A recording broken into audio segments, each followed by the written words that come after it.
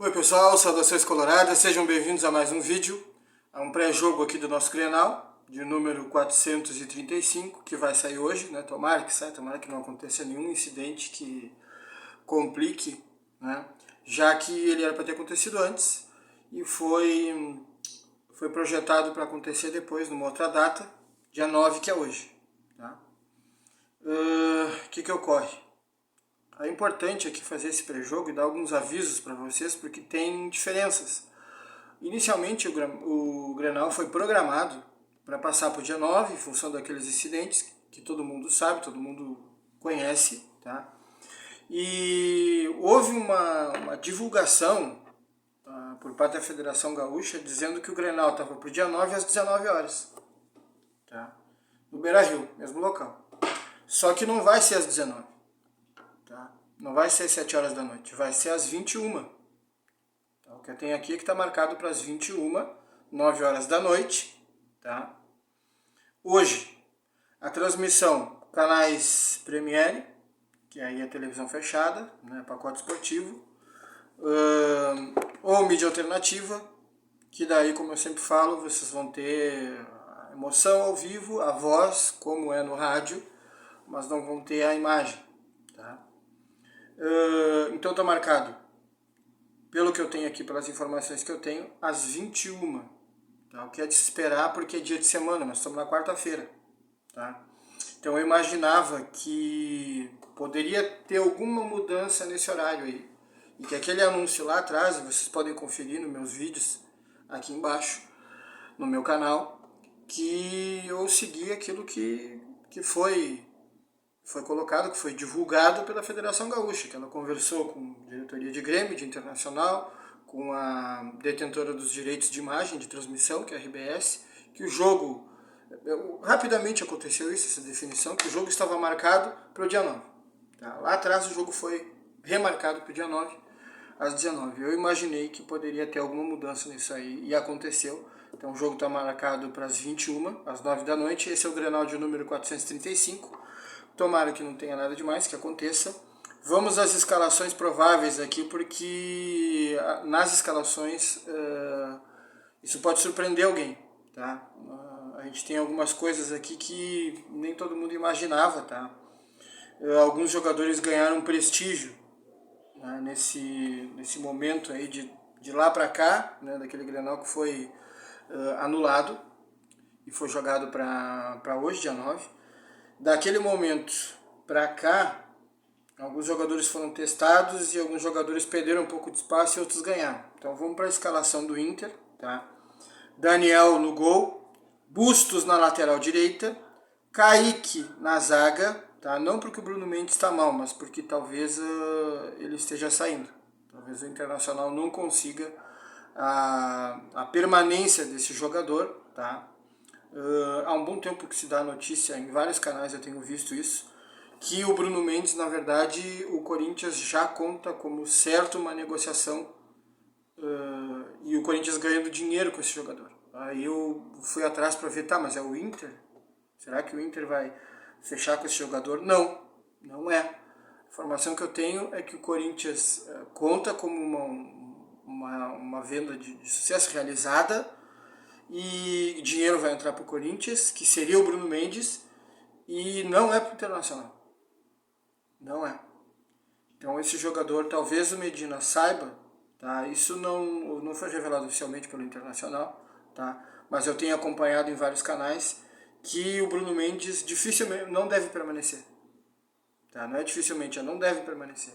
Tá?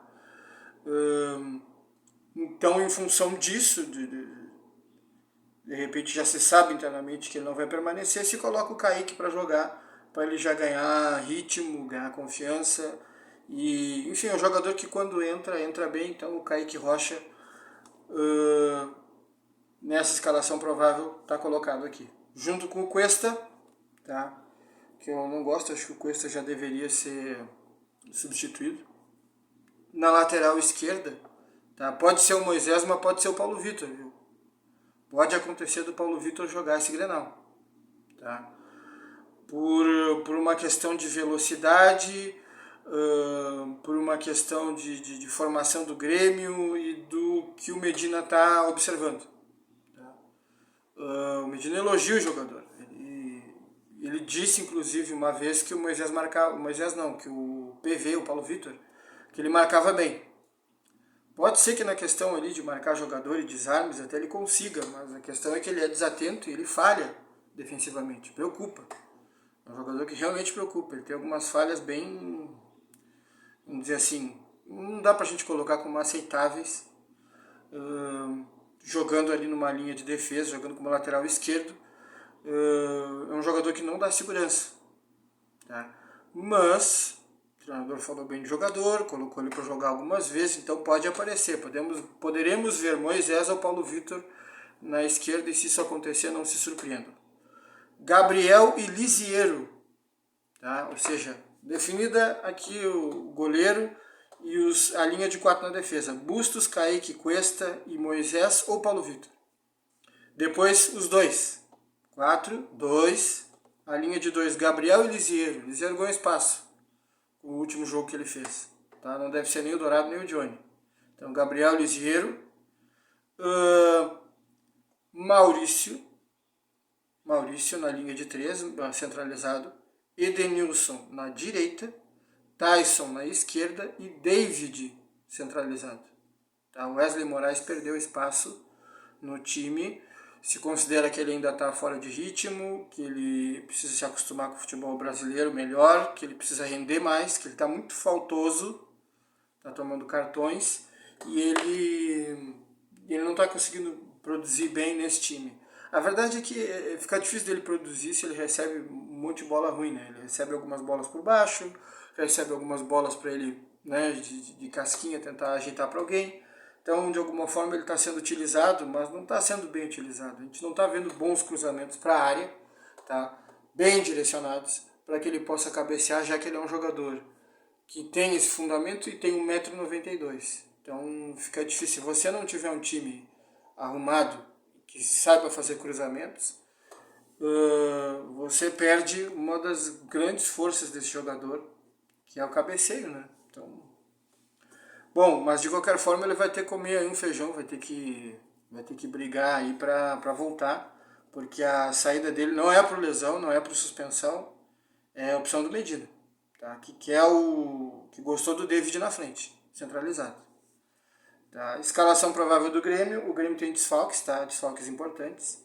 Então o Grêmio vem com o Breno no gol, Orejuela na lateral direita, Jeromel, Bruno Alves, Jeromel e Bruno Alves na zaga e o Nicolas na esquerda, tá? E a linha de 4.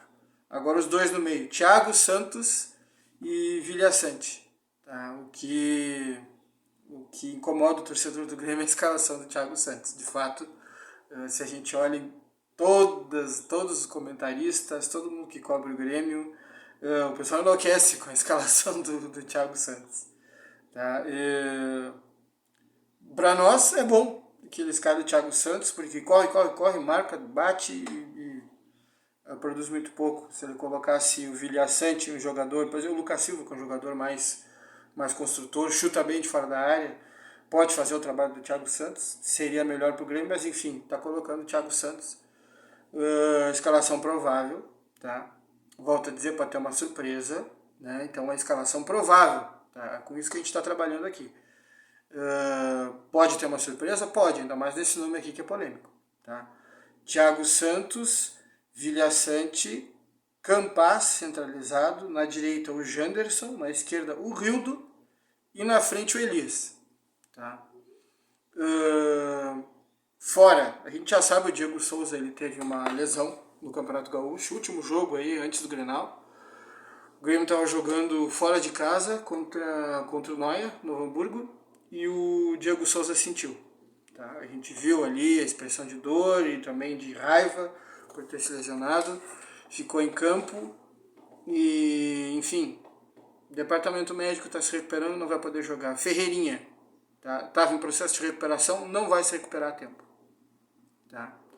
Não vai se recuperar a tempo, Ferreirinha então tá fora. Léo Gomes acho que seria um banco, ou para jogar no lugar do Orejuela, que não tá bem. Tá? Realmente um jogador que quando ele veio pro Grêmio, antes da saída dele, o São Paulo. Ele até chegou a jogar, teve uma sequência, tomou o lugar do Vitor Ferraz.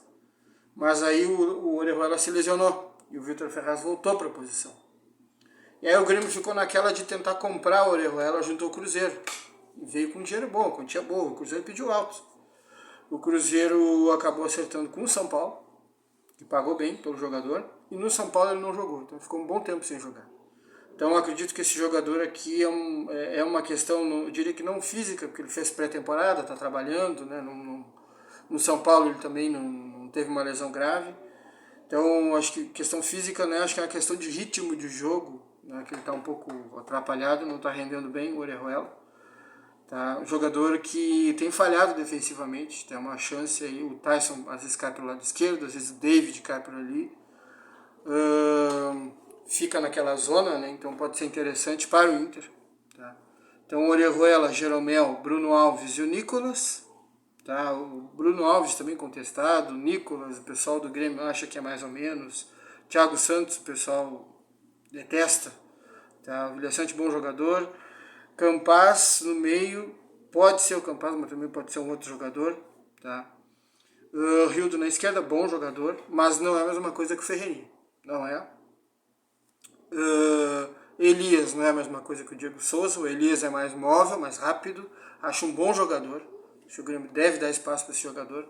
Tá? Acho que o jogador merece, o jogador está fazendo por merecer uma consideração, um espaço maior dentro do Grêmio. E não precisa do Thurin, né? O Grêmio até é um jogador que pode voltar aí, o Ricardinho, aquele né? Cumprimentava assim, fazia gol e cumprimentava desse jeito. Ricardinho está emprestado para um time de Portugal, um time até conhecido de Portugal, se não me engano é o Marítimo. Não sei se ele não volta daqui a pouco, hein, esse jogador. Se esse jogador voltando, acho que o Grêmio nem precisa do Thurin. Eu queria que o Thurin jogasse. Eu confesso, como colorado, que eu preferi o Thurin jogando. Mas aí o Diego Souza não está à disposição. O Thurin está suspenso por causa de uma punição que ele tomou. E vai jogar o Elias. Eu preferi o Thurin do que o Elias. Tá? O Elias me incomoda um pouco mais, que eu achei ele um jogador interessante. Tá? Arbitragem aqui, bola de segurança, Leandro Pedro Voaden. Árbitro, pô, já ia falar jogador. Árbitro, muito experiente, tá? Não está no auge físico, mas ele tecnicamente está bem. Eu vi ele conduzir alguns jogos, já esse ano eu vi ele apitar jogos, foi bem na partida, tá? Tem bastante experiência com o Grenal, jogo assim com fumaça, tá? Controla bem o jogo, apita bem, vai conduzir bem essa partida, dificilmente ele vai deixar escapar da mão dele esse jogo. Auxiliar número 1, Rafael da Silva Alves. Auxiliar número 2, Michel Stanislau. E o VAR é um cara de Minas aqui, é o Emerson de Almeida Ferreira, tá? Um mineiro pro VAR. Tá? Essa é uma boa providência, eu acho legal botar alguém de fora pro VAR. Tá? Vamos falar um pouco de favoritismo, tá? Já que a gente costuma fazer isso. Tá? Quando a gente faz um pré-jogo e uma análise breve sobre o que essa partida aí pode nos apresentar, a gente acaba tocando no tema favoritismo. Então o favoritismo para mim não tem. Tá? Se o Grêmio tivesse à disposição Ferreirinha, Diego Souza, se tivesse todo ele disponível, todos os jogadores disponíveis, inclusive os considerados titulares, e o Diego Souza é considerado titular, o Ferreirinha também. Tá? Então esses dois desfalques, Diego Souza e Ferreirinha, tá? E tem o Kahneman também na zaga, não podemos esquecer do Kahneman. Tá? O Kahneman, em condição de jogo, né, recuperado, ele seria o titular. Ferreirinha, titularíssimo. Diego Souza também, hoje, pelo que o Grêmio tem, titular. Então, sem esses três jogadores, eu não colocaria o Grêmio como favorito. Se os três estivessem à disposição, eu colocaria. Tá? Então, por causa dessa realidade, não boto ninguém como favorito. Quem tem mais a perder, vamos dizer, quem fica numa situação mais complicada se perder, para mim é o Inter. Tá? O Grêmio tem um trabalho novo com o Roger, o Grêmio começou um processo de reconstrução, tá? O Grêmio deve fazer algumas contratações aí, e tem, vamos dizer, um ânimo renovado e uma paciência renovada, porque o Roger tá aí. O Roger é um cara gremista, é da casa, conhece o clube, já passou pelo clube, já fez um ótimo trabalho no Grêmio. E então isso aí dá um novo ânimo, isso aí dá uma renovada, né? E traz para o torcedor um pouco de paciência. Caso o Roger perca, vai ter uma lenha que vai descer, vai ter uma crítica pesada, mas acredito que o Roger, ele tá, vamos dizer, ele não está ameaçado, tá? Por causa desse jogo. Acho que vai se dar um tempo, uma paciência para que o Roger coloque realmente a colher dele, a forma dele de jogar, para que ele possa fazer alterações, até para ele ver se o Thiago Santos deve jogar ou não, se ele deve formar um outro meio de campo para o Grêmio. Mas eu acho que o ânimo do Grêmio está renovado. Compensação do Inter não está. Tá? O do Inter, o Medina está sob mau tempo, apesar de ter ganho o último jogo. Ganhou de 1-0 magro, isso não apagou a situação difícil.